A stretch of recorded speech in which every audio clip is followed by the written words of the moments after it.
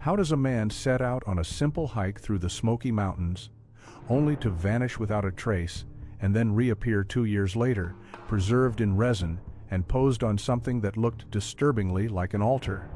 It is a question that continues to haunt investigators, locals, and anyone who dares to explore the shadowy corners of true crime. The Smoky Mountains, part of the legendary Appalachian Trail, are known for their breathtaking beauty, but they also hold a darker reputation. For decades, hikers have gone missing here under strange circumstances. Some were found weeks later, victims of accidents or exhaustion. Others were never seen again. The wilderness has a way of swallowing people whole, leaving behind only silence, rumors, and unanswered questions. Our story begins with one such hiker, an ordinary man with a love for the outdoors. He packed his gear, laced his boots, and set off expecting nothing more than a refreshing day surrounded by nature. But what began as a simple adventure soon turned into one of the most chilling mysteries ever recorded. By the time he was finally discovered, the world around him had changed, but his fate had been sealed in a way no one could have imagined. He was, by all accounts, an ordinary man. He wasn't a seasoned survivalist or a daredevil thrill-seeker, but he was no stranger to the outdoors either. Friends described him as quiet, thoughtful, and happiest when he was on a trail surrounded by trees rather than traffic. He worked a steady job, lived a relatively modest life, and found his greatest joy in weekend hikes where the chaos of the modern world faded into the background. That final morning, he packed his rucksack with a flask of water, some trail food, a folded map, and a small first aid kit. Nothing unusual, nothing extravagant, just the essentials of someone heading out for a routine day in the mountains. The Smoky Mountains rose in the distance like a wall of shadow and light, peaks rolling one after the other into a mist that gave them their name. It was a clear day, the sort of weather that lures countless walkers and ramblers into the wilderness. He left his car at a designated parking area, locked it, and started along a section of the Appalachian Trail. His intended route wasn't especially demanding, certainly not by the standards of experienced hikers, but it carried him deep enough into the forest that mobile reception was patchy and encounters with other people could not be guaranteed. He walked alone, though he had told friends that solitude on a trail was something he relished. "It clears the mind," he once said. And on that particular day, it seemed there was nothing to suggest he wouldn't be back by evening. Yet somewhere between the trailhead and the twisting paths under the thick canopy, he slipped from the world's view. By dusk, his family expected a message, a call, even a casual note to say he had made it home. But the hours passed in silence. At first, there was no panic. Perhaps he had taken a longer route. Maybe he had stayed to watch the sun sink behind the ridges. But when night arrived, and his side of the bed remained cold, worry hardened into dread. His phone went unanswered, messages piled up without reply. The following morning, when there was still no word, his loved ones contacted local authorities. A missing person report was filed, and soon the Smoky Mountains became the stage of a desperate search. Park rangers and volunteers gathered at the trailhead, retracing the path he was supposed to have walked. They expected to find some clue, an item dropped on the ground, boot prints in the soil, a broken branch where someone might have slipped. But the trail told them nothing. Search dogs were brought in, noses pressed to the earth as they pulled handlers along winding routes. For a moment, there was hope. The dogs caught a scent and strained at their leads, weaving through the undergrowth. But the scent faded just as suddenly as it had appeared, as though the very air had swallowed it. Helicopters circled overhead, sweeping spotlights across the dense green. From above, the forest looked endless, a patchwork of treetops rolling like waves on a sea. It was beautiful, but beneath that beauty lurked silence. No signs of movement, no trace of the missing man. Volunteers scoured the trails with torches after dark, calling his name into the void. Their voices bounced back at them, thin echoes against the mountainside. Days of searching bled into weeks, each attempt more frantic than the last. Leaflets were printed, photos distributed, local news channels broadcast appeals. His family pleaded for information, any fragment that could point them in the right direction. And yet, nothing. No abandoned rucksack, no torn clothing, no remains of a campfire. It was as though he had walked into the trees and been consumed by them. For investigators, the disappearance was maddening. The trail was well trodden, not a place where one could easily vanish without someone, somewhere, seeing something. There were no reports of strangers behaving suspiciously, no evidence of robbery or foul play at the car park. His vehicle was exactly where he had left it, untouched.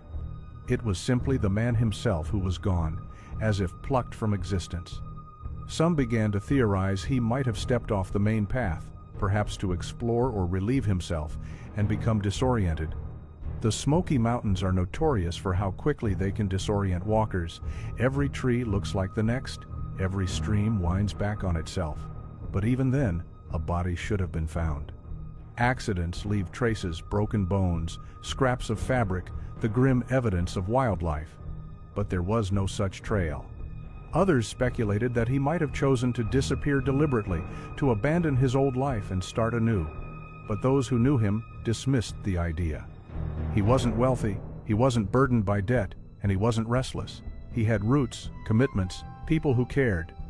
Walking away from all of it didn't fit the man they knew. Still, the search continued, driven by hope and fear in equal measure. Camps of volunteers lingered near the trailhead, maps spread across tables, each new search plotted with markers and notes. The weather shifted as summer gave way to autumn, then into the chill of winter, but the forest remained tight-lipped. Eventually, resources began to dwindle. The official search was scaled back. Only family, friends, and the most devoted volunteers kept returning, pacing the same ground, asking the same unanswered questions. The mountains stood indifferent, their mist rolling over the ridges, as if mocking the desperation of those who begged them to give up their secret. By the end of the first year, hope had grown thin. By the end of the second, it had all but withered. The man who had walked into the Smoky Mountains for a day's hike had vanished into legend, one more name whispered among the strange and unsettling disappearances that haunt the Appalachian Trail. And then, when everyone thought the case was finished, when his story seemed destined to be another unsolved tragedy, the mountains gave up their secret in a way no one could have prepared for. In the immediate aftermath of his disappearance, hope clung on stubbornly. Family members believed he might still be alive somewhere in those sprawling mountains. Perhaps he was injured and waiting to be found. Or maybe he had lost his way and was struggling to make it back to civilization. As days turned into weeks, however, the optimism began to crack, and what rushed in to fill the silence was speculation. Rumors spread like wildfire. Some insisted he had been the victim of foul play, that someone had intercepted him on the trail and ensured he would never return. It seemed unthinkable to his family, yet the idea took hold in the minds of locals who whispered about shadowy figures in the woods, strangers seen near the car park, or vague reports of unusual activity along the Appalachian Trail. Every bar conversation in the nearby towns carried its own version of events. Every newspaper article painted a slightly different picture. Others favored more ordinary explanations. The Smoky Mountains were, after all, dangerous in their own way. Sudden weather changes, disorienting terrain, steep drops hidden by foliage, there were countless ways for a lone hiker to stumble into tragedy. Maybe he had slipped, fallen, and his body had been hidden by undergrowth or washed downstream by one of the rivers that cut through the valleys. Rescue teams could spend weeks searching a single square mile of rugged wilderness and still miss vital evidence.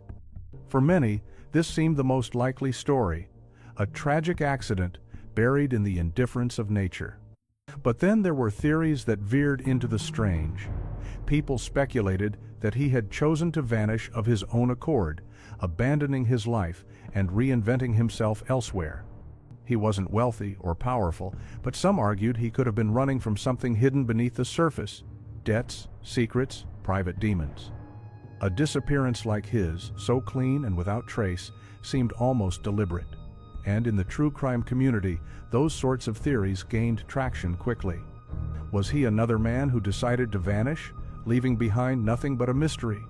Or was that too neat a solution to be believable? Even more unsettling were the whispers of the supernatural, The Appalachian Trail has long been wrapped in myth and legend, tales of spirits that lure travelers astray, of curses tied to ancient land, or of cults performing rituals in secluded clearings. For some, the man's vanishing fitted neatly into this folklore. He hadn't merely walked away or stumbled off a ridge, he had been taken by something older and darker than human hands. Such ideas never held weight with the authorities, but around kitchen tables and late-night campfires, they took on a life of their own. Through all this noise, his family endured the torment of waiting. Every knock on the door, every phone call raised a flicker of hope, only to extinguish it seconds later. They pressed the police for updates, pleaded with journalists to keep the story alive, and clung to the belief that a clue would eventually emerge. But as the months bled into one another, the trail grew colder. By the 6-month mark, the official search had dwindled to almost nothing. Volunteers still appeared on weekends, driven by stubbornness rather than expectation, but even their numbers began to thin. Fresh disappearances in the Smokies diverted attention elsewhere, new tragedies replaced old ones in the headlines, and the missing hiker's name slowly faded from the news cycle. The forest, it seemed, had claimed him for good.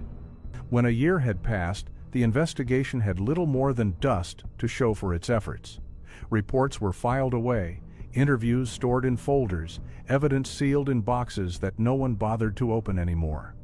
Detectives admitted, quietly and off the record, that they had no leads left to chase. Without witnesses, without physical evidence, and without the body itself, the case was adrift. The second year came and went in much the same fashion. Anniversaries passed with small vigils attended by family and a handful of friends. Candles flickered in the dusk while his photograph rested against makeshift memorials. Journalists occasionally revisited the story, but only briefly, usually as part of a wider piece about the dangers of the Appalachian Trail. For those who loved him, the ritual of remembering was both comforting and cruel. Each gathering reminded them of what had been lost, but also reinforced the bitter reality that answers were no closer than they had been on the day he vanished. By then, the rumors had dulled into background noise. People no longer whispered about foul play or cults with the same intensity. Theories that had once burned with urgency became little more than idle chatter for enthusiasts on online forums. Even the most outlandish suggestions grew stale with repetition. The man had been swallowed by the forest, and that seemed to be the end of it. The case officially settled into the grim category known as a cold case. The file sat in the records of the local authorities, gathering dust alongside countless other unresolved disappearances. It was not closed, but nor was it actively investigated. It occupied a space between memory and neglect, existing only as a reminder of how quickly a person can be erased when the wilderness decides to keep its secrets. And so 2 years passed, 2 years of silence, broken only by the echo of questions that never found their answers. 2 years in which the world moved on, leaving his family stranded in grief. 2 years in which the Smoky Mountains stood as they always had, vast, impenetrable, and silent, holding within their folds a secret that no one suspected would ever be revealed. But then, just when the case had been left for dead, when his story seemed destined to remain unfinished forever, the mountains stirred once again, and what they gave back was not closure, but horror. 2 years had passed since the hiker had last been seen, and for most people, his story had already slipped into the murky archives of memory. But the Smoky Mountains are vast, and they do not give up their secrets easily. That truth came crashing back one gray afternoon, when a group of amateur explorers stumbled across something in the woods that should not have existed. They had set out not to solve a mystery, but simply to wander. The men were locals, curious souls with a taste for abandoned places and strange finds.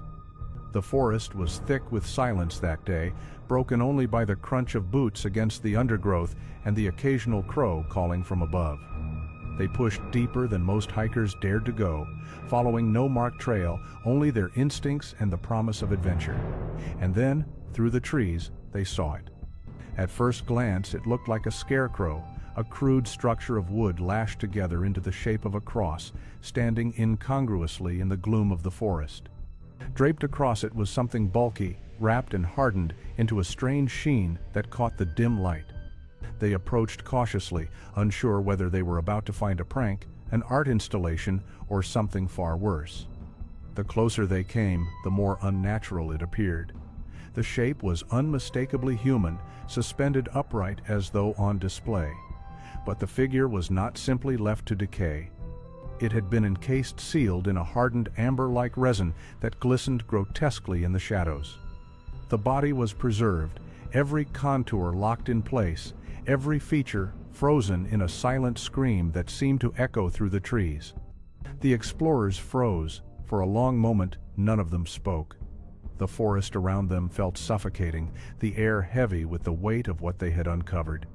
Finally, one of them whispered what the others were too afraid to admit aloud: "It's a man." They ran back to civilization, their words tumbling over one another as they relayed what they had seen. Authorities dismissed it at first. The story was too strange, too theatrical, like something ripped from a horror film. But the group's fear was undeniable, and eventually a team of officers and forensic specialists was dispatched to the site. When the professionals arrived, even their hardened eyes struggled to take in the sight before them. The structure stood in eerie silence, the resin gleaming like glass under their torches. Inside it, the body was preserved with disturbing precision. His clothing was still visible, though discolored by time, and the facial features, distorted by both the resin and the slow passage of decay, were recognizable enough to confirm what everyone had feared. It was the missing hiker. The horror of the scene lay not only in the preservation itself, but in the deliberate staging. This was not an accident, nor a natural process. Someone had gone to immense effort to build this grotesque shrine.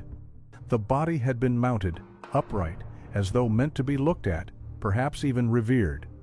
Around the base of the structure lay scattered objects, unrecognizable, fragments of burnt wood, scraps of fabric, and what looked disturbingly like symbols carved into stone. The arrangement suggested ritual, though no one could say with certainty what kind of ritual it was meant to represent. The police cordoned off the area immediately. Officers whispered among themselves, the usual banter replaced by a tense quiet. Forensic teams moved with a mixture of caution and revulsion, their gloves squeaking against the hardened resin as they began their work. One pathologist would later admit, "In all my years, I've never seen anything like it. It was as if the body had been displayed as a warning or a message we weren't meant to understand." Photographs were taken, samples scraped, and the entire structure carefully dismantled for transport. Yet the process was slow and awkward. Resin, hardened by time and the elements, resisted every tool. It was as if the figure had been entombed deliberately, protected against intrusion, its preservation ensured by design. Whoever had done this had not simply wanted to hide a body. They had wanted to create something permanent. The discovery sent shockwaves through the community. News traveled quickly, and soon speculation exploded with renewed intensity. What kind of person would go to such lengths? Was this the work of a lone killer with twisted artistic ambitions, or evidence of something larger, darker, and organized? Some whispered again of cults, of rituals carried out deep in the wilderness, far from prying eyes. Others suggested the resin indicated a level of planning that went beyond impulse. It spoke of preparation, resources, and intent. For the authorities, the horror was twofold. Not only had they failed to find the hiker when he first disappeared, but now his fate revealed a level of cruelty and strangeness that made every earlier theory seem inadequate. No one could decide what was worse: the idea that a sadistic individual had committed this act in secret, or the possibility that the mountains were hiding a group with their own macabre purpose. As the body was transported to the morgue, officers stood watch with pale faces, some refusing to speak at all. They knew what this meant. The case was no longer just a disappearance. It was something much darker, something that would haunt them for years to come. The forest, vast and unyielding, had finally given back its secret, but it had not returned it kindly. Instead, it offered up a vision of death more grotesque than anyone had dared to imagine: an altar of resin and silence, standing as a monument to human cruelty in the heart of the Smokies. The discovery of the resin-encased body transformed the case overnight from a tragic disappearance into something that felt almost mythic in its horror. For investigators, the immediate question was brutally simple: who had done this and why? The forensic team worked tirelessly, peeling back the hardened layers of resin as though excavating a relic. They cataloged every fiber, every trace, every anomaly they could find. Yet from the very beginning, there was an inescapable sense that they were facing something far beyond ordinary criminal behavior. The most obvious explanation was foul play. The victim had not encased himself in resin, nor constructed the crude altar on which he had been displayed. The painstaking process required materials, time, and a chilling determination to transform a corpse into a grotesque monument. Detectives theorized that a killer had taken the man's body after his disappearance and staged the scene deliberately, either to terrify those who might find it or to indulge some private obsession. But if it was murder, the usual traces, DNA, fingerprints, tool marks, were strangely absent. The resin acted as both a preservative and a shield, locking away anything that might have provided a clue. Then, there was the unsettling possibility of ritual. The scarecrow-like structure, the symbols etched into nearby stone, the deliberate elevation of the body, all of it hinted at meaning, as though the victim's death had been co-opted into something ceremonial. Whispered words like cult and sacrifice found their way into the mouths of investigators, though none would say them aloud in front of cameras. Forensic anthropologists were consulted, occult specialists interviewed, yet no one could provide a definitive interpretation. The altar seemed too crude to be professional, but too deliberate to be meaningless. It was as if someone had wanted to send a message, but in a language no one could read. Despite the grotesque spectacle, the evidence trail remained stubbornly empty. Resin samples revealed nothing beyond their industrial origins. Soil tests produced no foreign elements. The victim's remains, though preserved, yielded no signs of obvious trauma, no knife wounds, no gunshots, no broken bones. It was as if death had crept upon him quietly, then been followed by a macabre act of preservation. Without a cause of death, even the word murder remained an assumption rather than a fact. The investigation stalled, and the silence around it deepened. Detectives confessed privately that they were lost. "We had a body, a scene, a nightmare in the woods," one officer later remarked, "but no killer, no motive, and not even proof of how he died. It was like trying to build a puzzle when half the pieces had been set on fire." To the public, that uncertainty only made the story more intoxicating. The case exploded across newspapers, radio, and, most powerfully, online. Headlines dripped with Gothic imagery. Body in resin shocks Smoky Mountains. Hiker returned as macabre statue. Is there a cult in the Appalachians? Each outlet tried to outdo the last, feeding an audience ravenous for grisly detail. Television specials dissected the case with grainy recreations, while late-night hosts speculated with ghoulish fascination. On internet forums and social media, theories multiplied.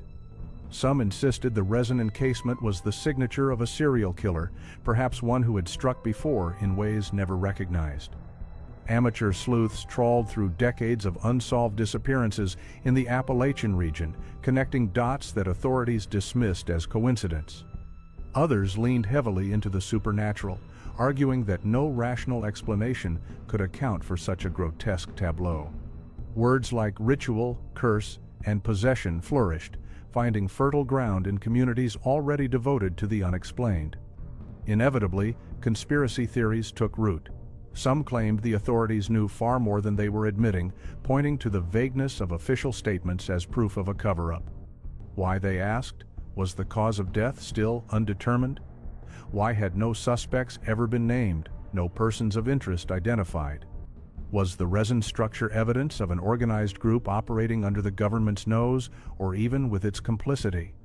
Such theories thrived in the absence of hard fact, and every press conference intended to reassure the public seemed only to deepen mistrust.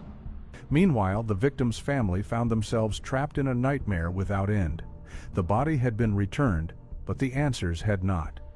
They could bury him, but they could not understand what had happened. Each news article, each wild speculation online, reopened the wound, layering grief with confusion and fear. They pleaded for privacy, but their tragedy had become public property, dissected by strangers across the world who debated his fate as though it were a parlor game. For the investigators, the weight of expectation grew unbearable. Every unanswered question chipped away at their credibility.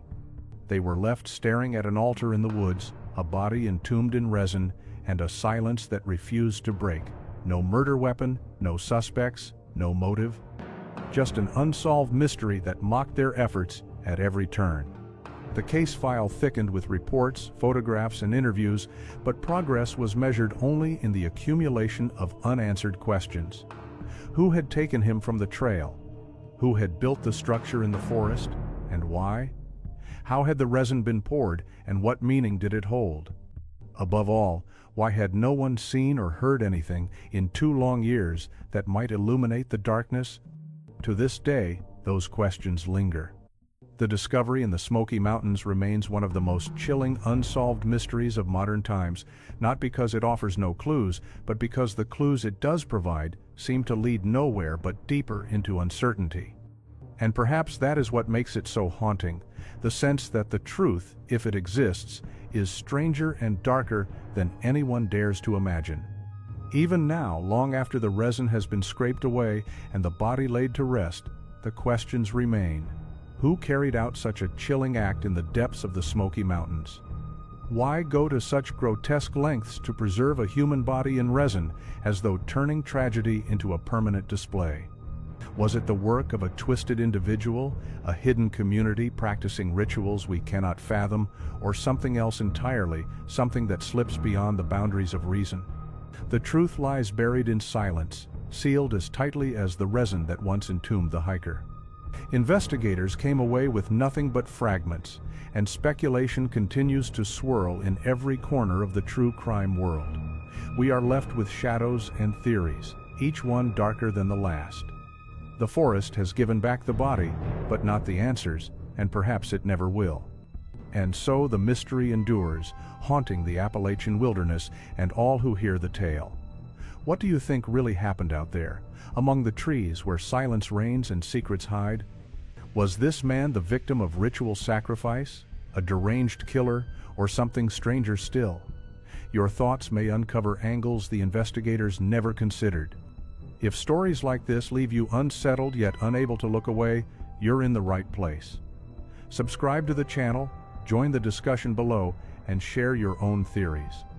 Together, we can explore the darkest corners of crime and mystery, places where questions matter more than answers. Because in the end, the Smoky Mountains still whisper, and their most chilling secret remains unsolved.